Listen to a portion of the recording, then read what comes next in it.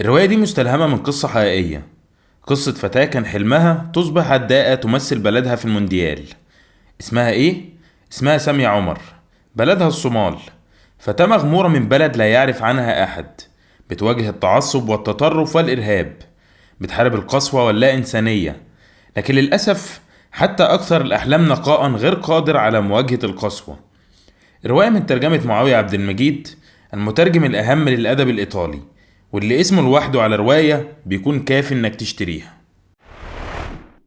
غائب طعم فرمان كاتب وروائي ومترجم عراقي، وكثير من الناس بيعتبروه أبو الرواية العراقية، واللي قدر من خلال رواياته وأعماله الأدبية إنه يؤسس للرواية العراقية الحديثة. أعمال الكاتب شبيهة بأعمال خيري شلبي، بتحكي عن المهمشين والفقراء، وبتدور أحداثها دايما في مناطق شعبية وفقيرة، حيث الطبقة المطحونة وكفاحها الدائم مع الحياة. بتدور أحداث الرواية دي قبل وأثناء وبعد مظاهرات ميدان تيانانمين عام 1989، لما نزل الملايين من المتظاهرين في بكين وخارجها مطالبين بإصلاحات جذرية ومحاكمة الفساد المتفشي في منظومة الحكم. الروائية مادلين ثين هي روائية كندية من أصل صيني. ما بتكتفيش في الرواية دي بأنها تكلمنا على حدث من أهم الأحداث السياسية في العصر الحديث، لا هي كمان بتكلمنا عن التراث الصيني والفن الشعبي، عن الموسيقى والعزف والفلسفة الصينية.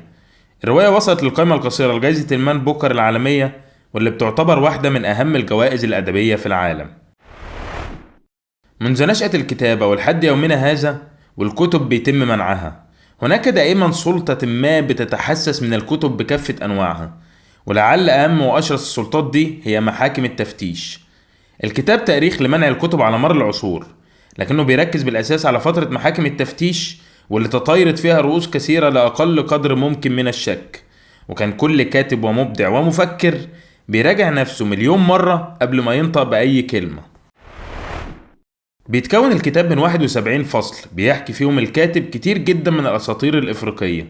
الأساطير في إفريقيا مش مجرد حكايات بتتحكي ولا قصص بتحكيها الجدات لأحفادهم قبل النوم، وإنما الأساطير دي بترتقي أحيانا لدرجة المعتقدات. الكثير من الناس مؤمنين بيها ومعتنقينها. الكتاب شامل جدا وجامع لكل الأساطير اللي نشأت في كل البلدان الإفريقية تقريبا، الأساطير اللي شاركت في بناء المجتمعات وكان ليها دور مهم في تمييز كل قبيلة عن التانية. الطاعون، المرض المخيف، الوباء اللي قتل أكثر من تلت قارة أوروبا في فترة من الفترات، واللي تسبب في عشرات الكوارث والمآسي.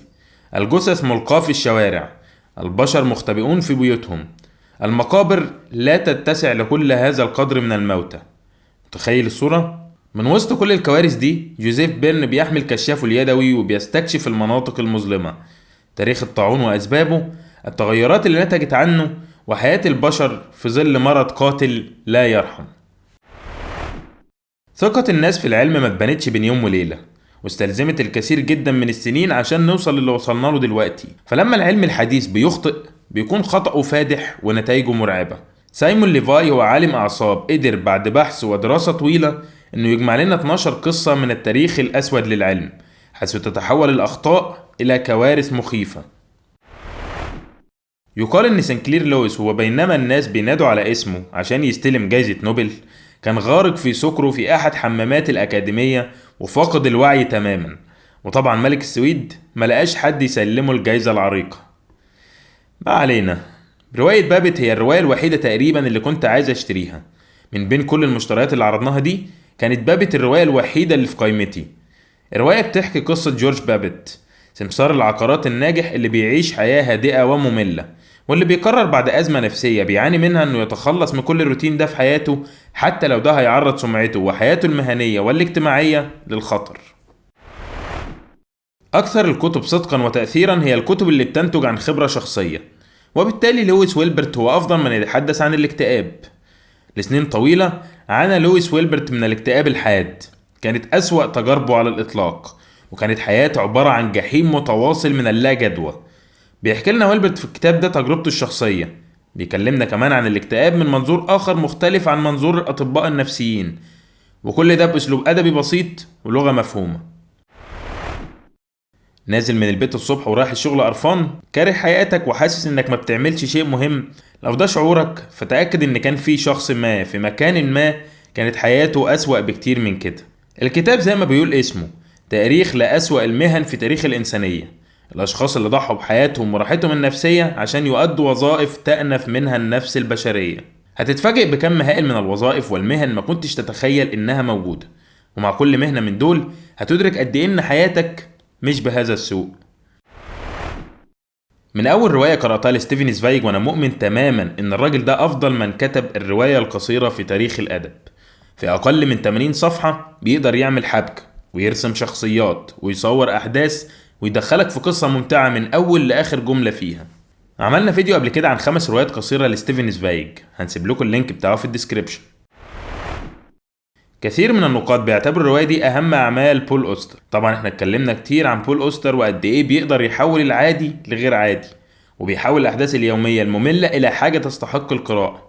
الرواية بتتكلم عن أستاذ في جامعة فيرمونت حياته بتنقلب رأسا على عقب بعد ما بيشوف في التلفزيون مقطع من فيلم لممثل كوميدي شهير. أحمد عبد العاطي من الناس اللي يتيح ليا متابعتهم من بداية كتاباته لحد دلوقتي. تابعته وهو بيتطور بسرعة مذهلة، القصص المفككة تماسكت، الأحداث المتباعدة ترابطت، وأصبحت كتاباته راسخة وعميقة وشديدة الجمال. أنا سعيد بأنه قدر ياخد الخطوة دي، وسعيد إن أخيرا هقرأ له مجموعة قصصية كاملة، ومتوقع إن هنبهر بيها زي ما انبهرت بتطوره السريع وتحكمه في لغته وأسلوبه.